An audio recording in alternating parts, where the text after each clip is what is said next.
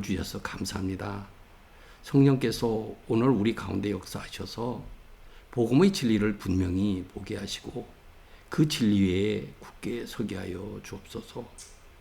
또한 우리 모두가 사랑 안에서 하나 되는 길도 배우게 하여 주시옵소서. 우리 주님 예수 그리스도 이름으로 기도드립니다. 아멘.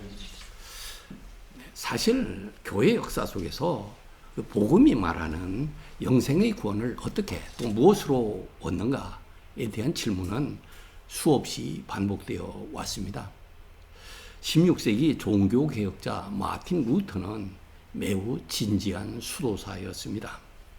그는 하나님 앞에서 의롭게 살기 위해 누구보다도 열심히 노력했습니다. 아마 여러분들도 그럴 것입니다. 근데 이 마틴 루터는 금식도 하고 기도도 하고 고해 성사도 수없이 많이 했습니다. 그런 가운데 그는 이렇게 생각했습니다. 내가 더 열심히 하면 하나님께서 나를 받아주실 것이다. 그렇지만 시간이 갈수록 그의 마음에는 더 큰 절망이 찾아왔습니다. 나는 아무리 노력해도 하나님 앞에서 의로워질 수가 없구나. 그런 생각 때문에 그렇죠.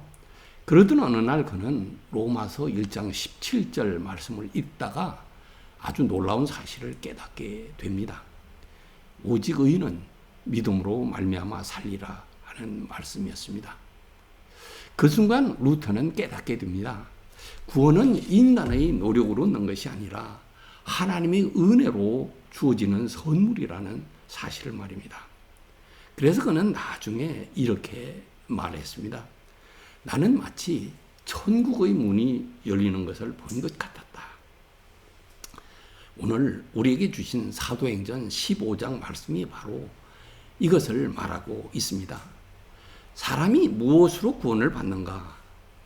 예수를 믿는 믿음만으로 충분한가? 아니면 거기에 무엇인가 더해야 하는가? 바로 이 질문이 사도행전 15장에서 폭발하게 됩니다. 그리고 이 사건을 통해 초대교회는 복음의 진리를 분명하게 확인하게 됩니다. 그리고 동시에 교회가 사랑 안에서 어떻게 하나됨을 지킬 것인가도 보여줍니다. 그래서 오늘 우리는 이 말씀을 통해 복음의 진리와 교회의 사랑을 함께 살펴보려고 합니다. 성령님께서 우리를 가르쳐 주셔서 이 시간이 복음의 진리와 교회의 사랑을 더 깊이 아는 시간 되기를 소망합니다. 아멘. 먼저 그 사도행전 15장에 이르게 된 배경부터 살펴보겠습니다. 오늘 몇 개의 문단으로 나눈 것 중에 첫 번째인데요. 15장에 이르기까지 교회 안에서는 놀라운 일들이 계속해서 일어나고 있었습니다. 복음이 점점 유대인의 경계를 넘어 이방인들에게까지 퍼져나가고 있었기 때문입니다. 그 시작은 가이사랴의 로마 백부장 고넬료 사건이었습니다.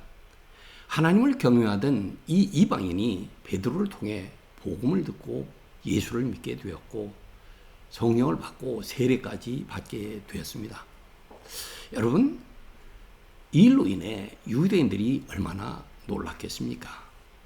이 소식이 예루살렘 교회에 전해졌을 때 사실 지도자들이 먼저 놀랐습니다.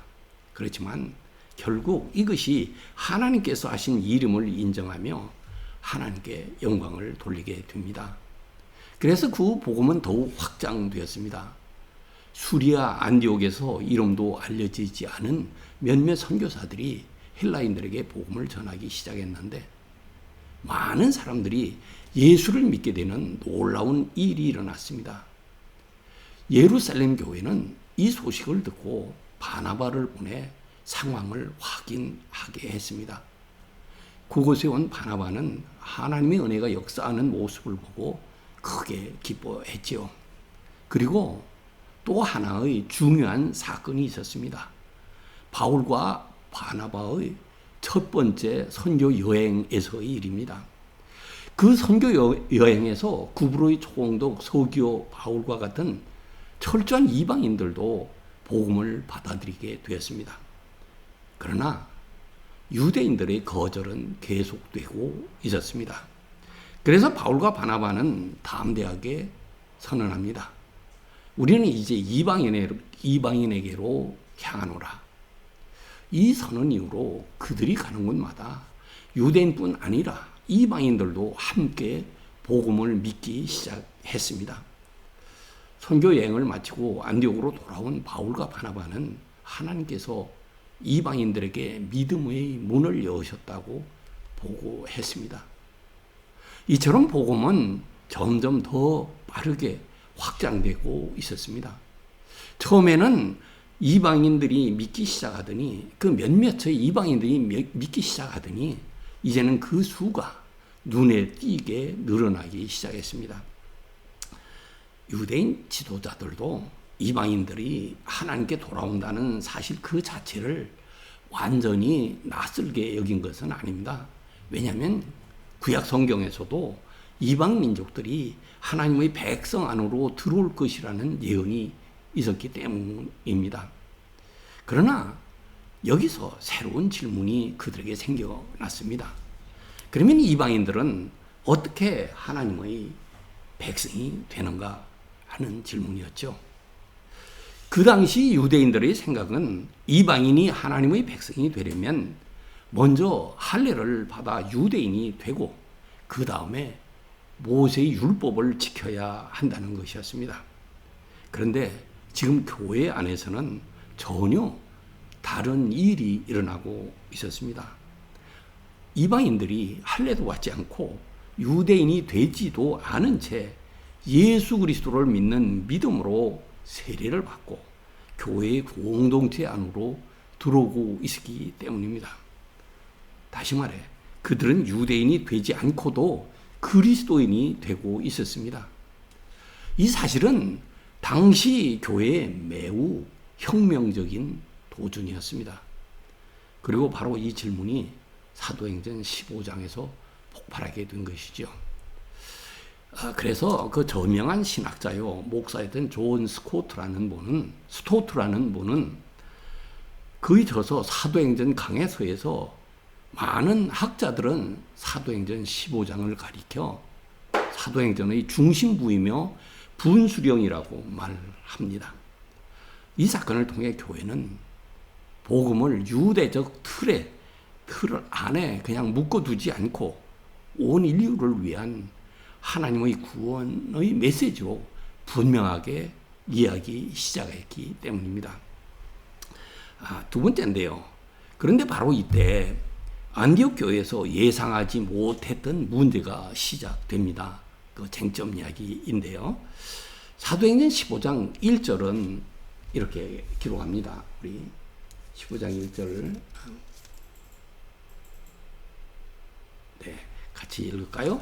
어떤 사람들이 유대로부터 내려와서 형제들을 가르치되 너희가 모세의 법대로 할례를 받지 아니하면 능히 구원을 받지 못하리라 하니, 이 말씀에 나오는 이 어떤 사람들은 예수를 믿지 않는 사람들이 아니었습니다.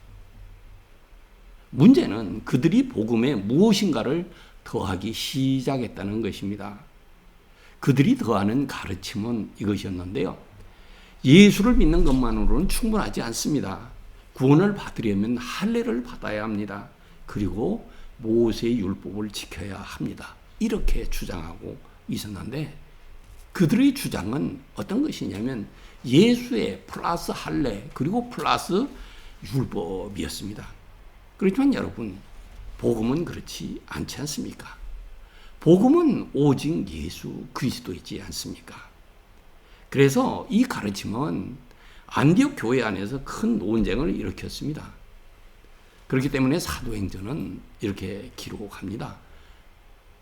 바울과 바나바 그 2절인데요. 같이 읽을까요?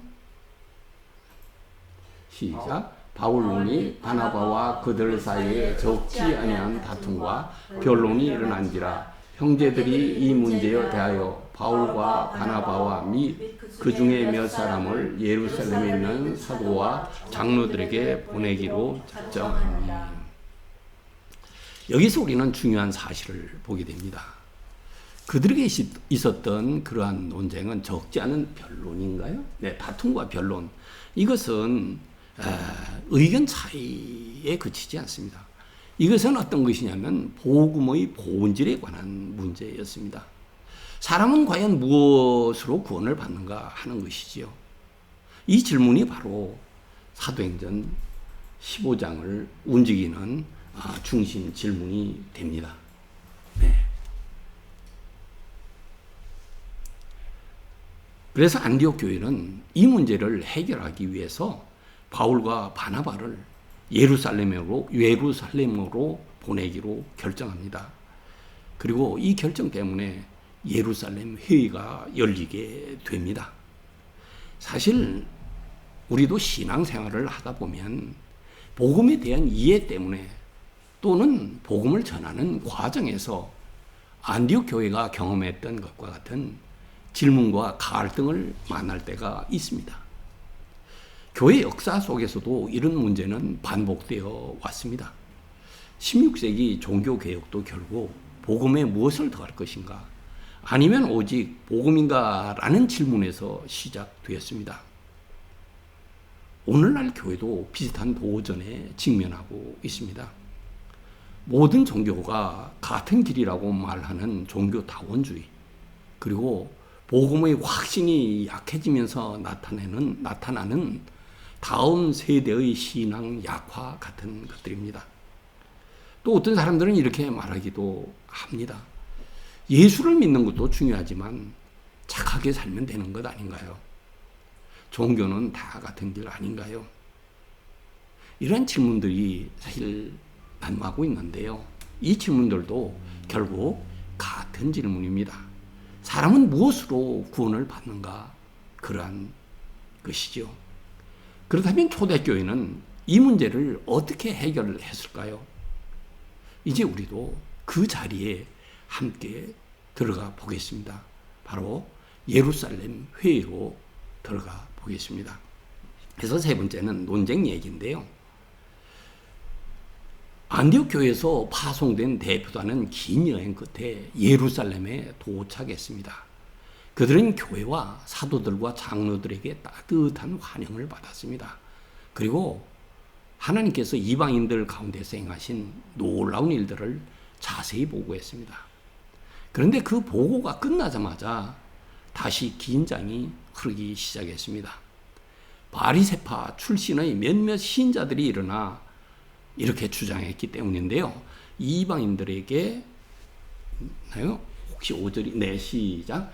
바리새파 중에 어떤 믿는 사람들이 일어나 말하되 이방인에게 할례를 행하고 모세의 율법을 지키라 명하는 것이 마땅하다 하니라. 그들의 생각은 분명했습니다. 하나님께서 할례와 율법을 이스라엘에게 주셨으니 그건 우리 다 아는 사실이잖아요. 하나님의 백성이 되려는 사람은 누구든지 그것을 지켜야 한다는 것이었습니다. 그래서 사도들과 장로들이 이 문제를 논의하기 위해 모인 것이 바로 예루살렘 회의였습니다. 이 회의는 단순한 토론에 거칠 수가 없었습니다. 교회의 미래가 걸린 문제였기 때문입니다. 복음의 본질이 걸린 문제였기 때문입니다. 당연히 긴 논쟁이 이어졌고요. 그렇게 긴 논쟁이 이어지고 난 다음에 사도 베드로가 일어나서 말을 했습니다. 그는 약 10여 년 전에 있었던 고넬료 사건을 상기시키면서 하나님께서 베드로를 통해 이방인들에게 복음을 들려주시고 그들이 믿게 하셨다는 사실을 말했습니다.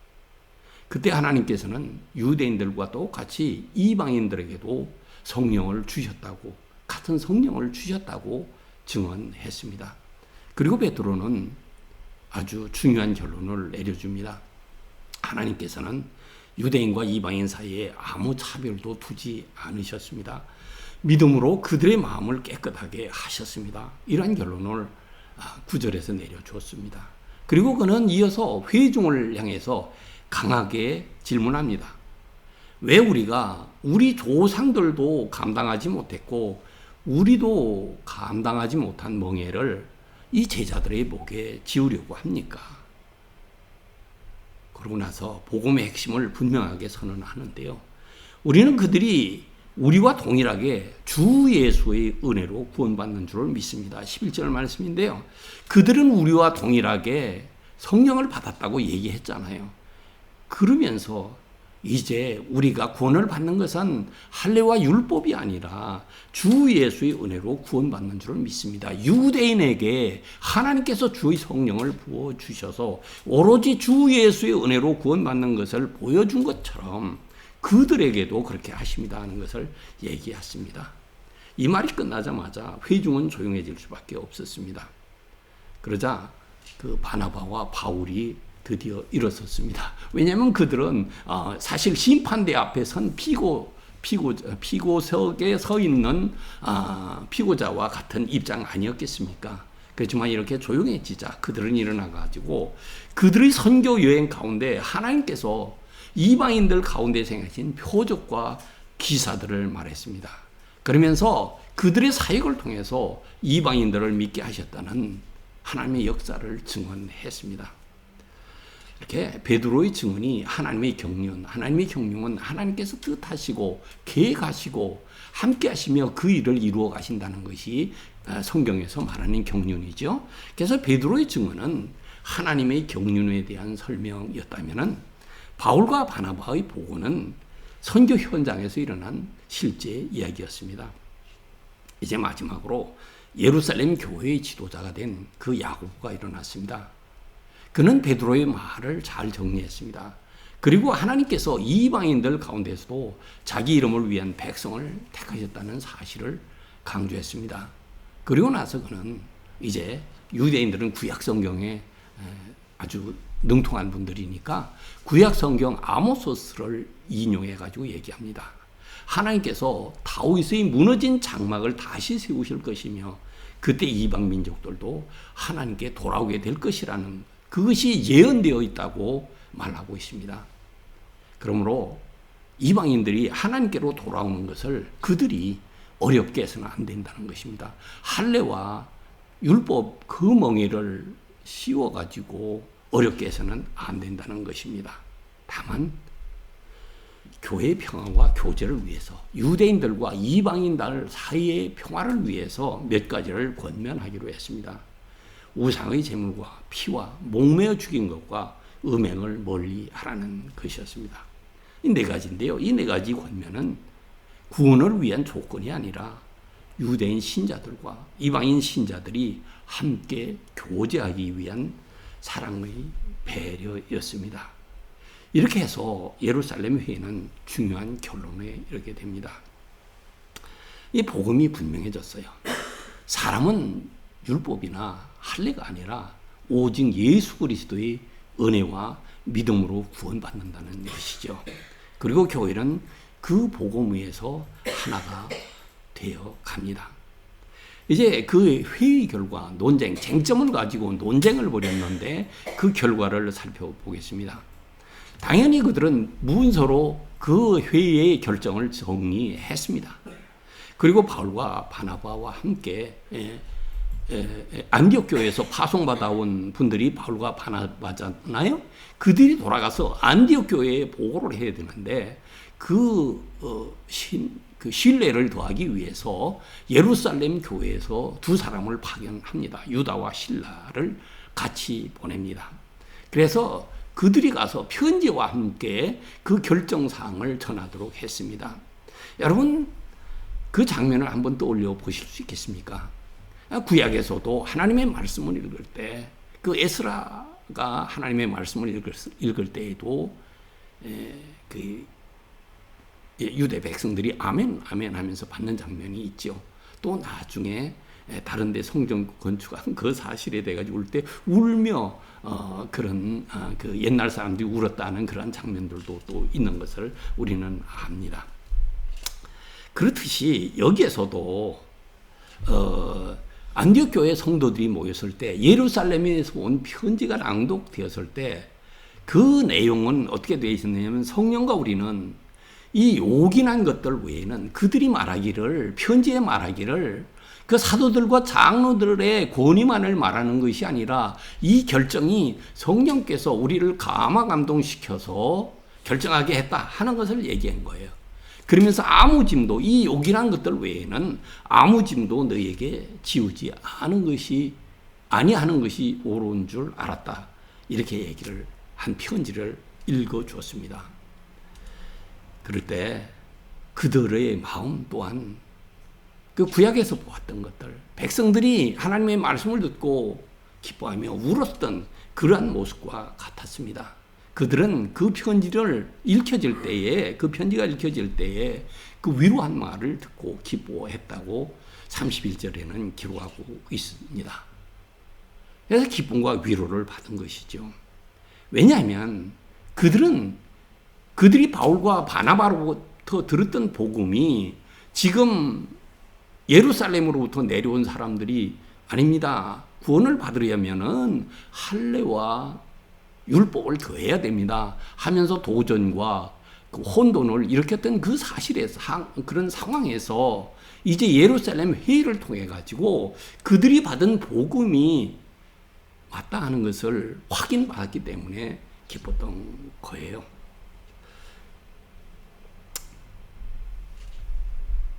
그래서 그들은 이제는 예수 그리스도의 은혜로 구원받는다는 사실, 그것에 대해 가지고 확신할 수 있었던 것이고 또 공인받았기 때문에 감사하며 안도할 수 있었던 것이지요. 그리고 동시에 그들은 서로를 배려하는 사랑도 우리가 잘 지켜나가야 한다는 것도 다시금 그들로부터 받았던 것입니다. 이렇게 복음의 진리는 분명하게 지켜야 한다는 것이고 또 교회의 사랑은 유연하게 실천하는 것이어야 한다는 것이었습니다. 그런데 이와 같은 예루살렘 회의의 결과는 단순히 그 안디옥 교회 한 교회의 문제 해결로 끝나지 않았습니다. 그 결과는 곧바로 복음의 확장으로 이어졌습니다. 그래서 사도행전 16장은 이렇게 기록합니다. 우리 16장에서 한 절을 봤는데요. 16장 5절이 우리 같이 읽을까요? 이에 여러 교회가 믿음이 더 굳건해지고 수가 날마다 늘어가니라. 아멘. 여러분, 만약 예루살렘 회의가 이방인도 먼저 유대인이 되어야 합니다, 이렇게 결정을 했다면 어떻게 되었을까요? 아마 복음은 유대교의 울타리를 넘지 못했을 것입니다. 이스라엘이라는 지역적인 그 범위도 넘지 못했을 것입니다. 그러나 하나님께서는 교회를 통해 복음의 길을 열어주신 것입니다. 그래서 복음은 이제 그 유대인의 경계를 넘어서 모든 민족에게 전해질 수 있게 되었습니다. 그것이 한국에까지 왔고요. 그리고 우리가 사는 이 미국에서도 신앙생활을 예수 그리스도를 통해서 우리가 구원받는다 하는 그것을 믿으며 신앙생활을 하고 있습니다. 그러한 복음 위에 교회는 지금 하나가 되어가고 있는 것이죠. 이제 마지막 5번째로 교훈을 한번 생각해 보겠습니다.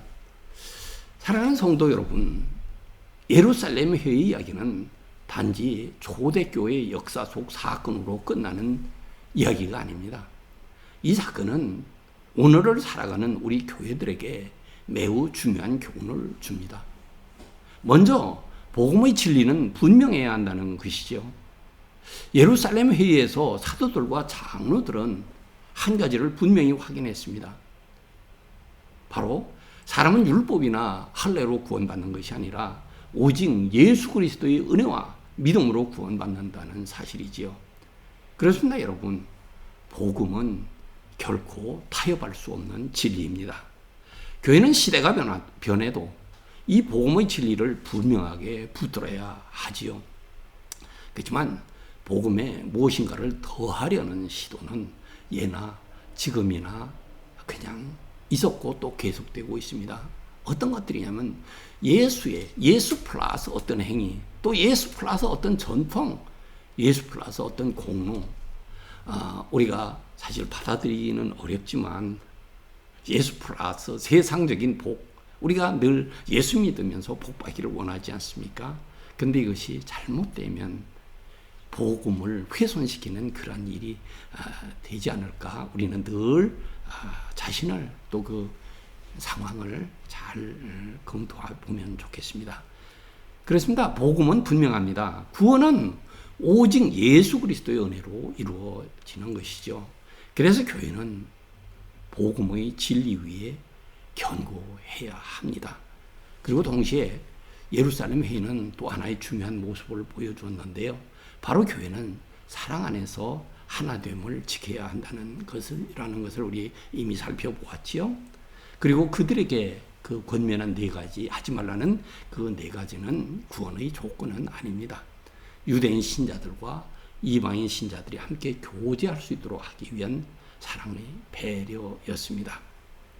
종교개혁자 마틴 루터는 사도 바울에 대해 가지고 이렇게 설명했습니다. 믿음에서는 철보다 단단하고 사랑에서는 갈대보다 부드러웠다. 이 사도 바울의 모습이었지만 이것이 바로 초대교회가 보여준 교회의 모습이기도 했습니다. 그것은 바로 복음은 견고하게, 사랑은 유연하게, 오늘 말씀의 제목이기도 한데요. 이것이 바로 건강한 교회의 모습입니다. 그리고 바로 이 모습이 오늘날 교회들이 따라가야 할 모습이기도 합니다. 사랑하는 성도 여러분, 우리가 붙들어야 할 복음은 분명합니다. 사람은 율법이 아니라 오직 예수 그리스도의 은혜로 구원받습니다. 그리고 교회는 그 복음 위에서 사랑으로 하나 되는 공동체가 되어 갑니다. 하나님께서는 초대교회처럼 오늘 우리의 교회도 사용하셔서 복음이 계속해서 확장되게 하실 줄 믿습니다. 아멘. 이제 말씀을 맺겠습니다. 성도 여러분, 예루살렘 회의는 교회 역사 속에서 아주 중요한 순간이었습니다. 이 순간을 통해 교회는 복음이 무엇인지 분명하게 확인했습니다. 사람은 율법이나 할례로 구원받는 것이 아니라 오직 예수 그리스도의 은혜로 구원받습니다. 그리고 교회는 그 복음 위에서 서로 사랑하며 하나 되는 공동체로 살아가야 하는 것이죠. 그래서 초대교회는 복음의 진리에는 견고했고 사랑의 실천에는 유연했습니다. 사랑하는 성도 여러분, 주님께서 오늘도 복음의 진리 위에 세워진 예비교회를 통해 그리고 이 사명을 위해 부르신 여러분들을 통해 복음은 견고하게 그리고 사랑은 유연하게 하나님의 구원의 역사가 계속 이루어지기를 우리 주님 예수 그리스도 이름으로 축복합니다. 아멘. 기도하겠습니다. 은혜로우신 하나님 아버지, 오늘도 귀한 말씀을 들려주심을 감사드립니다.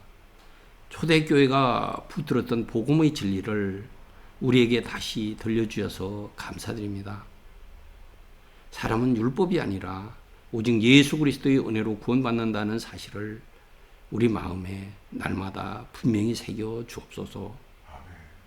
아멘. 우리 교회가 복음의 진리 위에 굳게 서게 하여 주시고 사랑 안에서 하나 되는 교회가 되게 하여 주옵소서. 복음은 견고하게 붙들고 사랑은 유연하게 실천하는 교회와 성도가 되게 하여 주옵소서. 우리의 삶을 통해 복음의 빛이 세상 가운데 드러나게 하여 주옵소서. 복음의 진리 위에 세워진 예비교회를 통해 하나님의 구원의 역사가 계속 이루어지게 하여 주시기를 간구하며 예수 그리스도 이름으로 기도하옵나이다. 아멘.